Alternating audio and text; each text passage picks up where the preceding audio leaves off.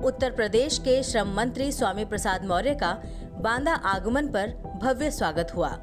मंत्री जी अपने स्वागत से इतने अभिभूत हो गए, इतने गदगद हो गए कि उन्होंने मंत्रालय के कामों की झड़ी लगा दी। लेकिन क्या है हकीकत, क्या है फसाना, ये पंचौरा न्यूज आपको बता रहा है। लेकिन आप जरा सुन लीजिए मंत्री जी क्या फरमा रहे हैं और हकीकत क्या है। बोर्ड बना था उत्तर प्रदेश भवन एवं अन्य सविमान कर्मचारी कल्याण बोर्ड, और उनकी संख्या 2009 से लेकर 2017 तक मात्र 34 लाख थी। हमने 4 साल में इस 34 लाख के आंकड़े को 1 करोड़ के पार कर दिया है। यानी 8 साल का न केवल रिकॉर्ड तोड़ा, बल्कि उससे दूने से भी ज्यादा श्रमिकों का पंजीयन करा करके श्रमिकों के लिए एक कीर्तिमान स्थापित किया गया। और साथ ही साथ इससे ये भी संदेश जाता है कि आज श्रम विभाग की योजनाओं को भली भांति श्रमिक पहचान गया, जान गया।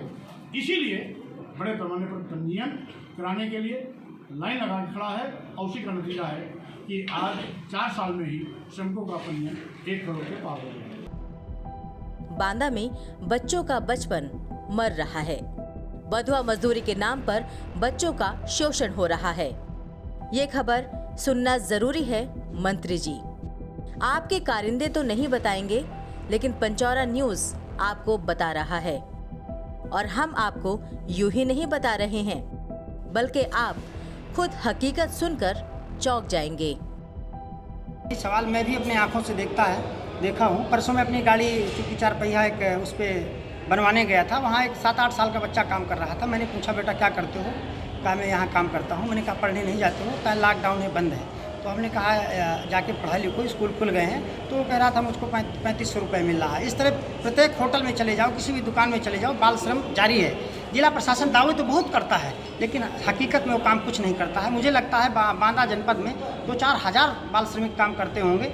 सिर्फ प्रशासन की उदासीनता के कारण ऐसा होता है। दावे तो बड़े बड़े होते हैं, उनके नाम पर फंडिंग भी होती है, उनके नाम पर पैसे भी खर्च किए जाते हैं सरकार द्वारा, लेकिन हकीकत में बच्चों को न्याय नहीं मिल पाता है, जिससे उनकी पढ़ाई बाधित होती है। आने वाली भावी पीढ़ियां बर्बाद हो रही हैं। ये हमको भी इस बात का दुख है। आजाद जी, दरअसल बाल मजदूरी की खबर तो पुरानी है, लेकिन आज इस खबर का मौका भी है और दस्तूर भी, क्योंकि मंत्री जी बांदा में जो मौजूद रहे।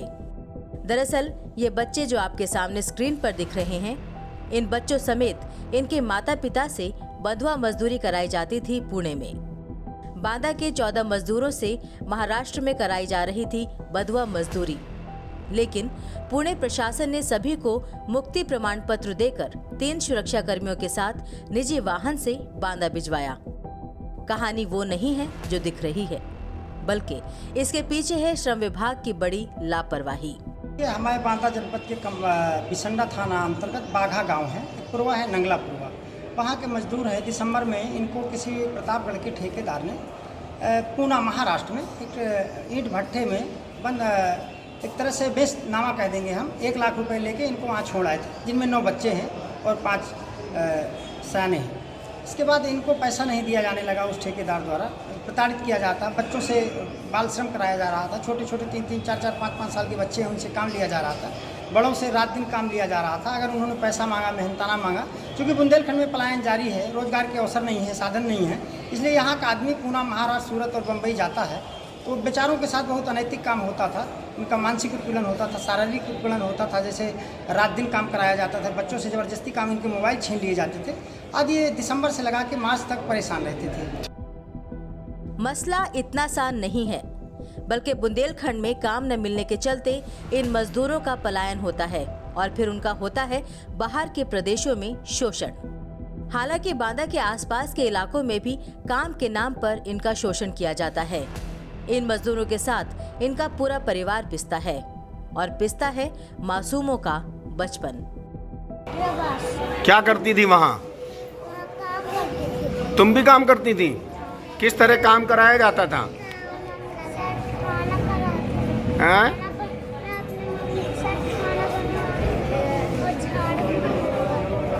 अच्छा, तुम्हारी मम्मी को पकड़ लिया था क्या? खर्चा नहीं किया। हैं? पैसा नहीं देते। पैसा नहीं देते रहे। काम करती थी तुम लोग? कितने बच्चे काम करते थे? चलती मारते भी थे क्या वो लोग? हाँ, और क्या करते थे? इंता दुआ ईंटा ढुआते? पैसा दिया?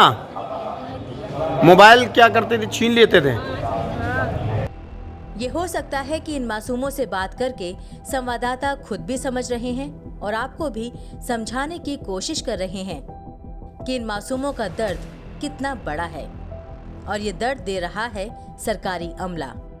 अभी मैंने श्रम अधिकारी से बात करी, बोल रहे मुझे मामला ही नहीं पता पूरा।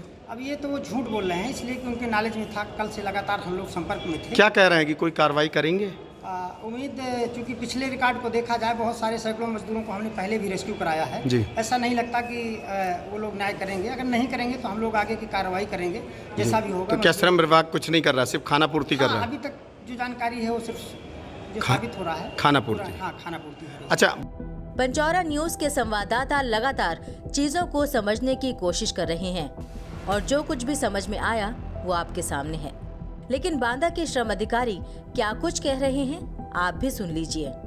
जनपद बांदा के बिशंडा के पास कोई गांव है, वहां से 14 बाल श्रमिक कुछ हैं, श्रमिक भी हैं और मुक्त हुए हैं। उनका जो कार्रवाइयाँ हैं वो पूरी की जा रही हैं जी। उनको यहाँ पहुँच चुके हैं। वो किस तरह से इनके साथ वहाँ पर वो हो रहा था, ये जानकारी मुझे बहुत नहीं। वहाँ से वो किसी ईंट भट्टे में कार्यरत थे, वहाँ से मुक्त हुए हैं। कौन लोग लाए हैं इन्हें? ये दल श्रृंगार जी हैं, उनको मुक्त मोर्चा के कार्यकर्ता हैं, वही लेकिन को लेकर के आए।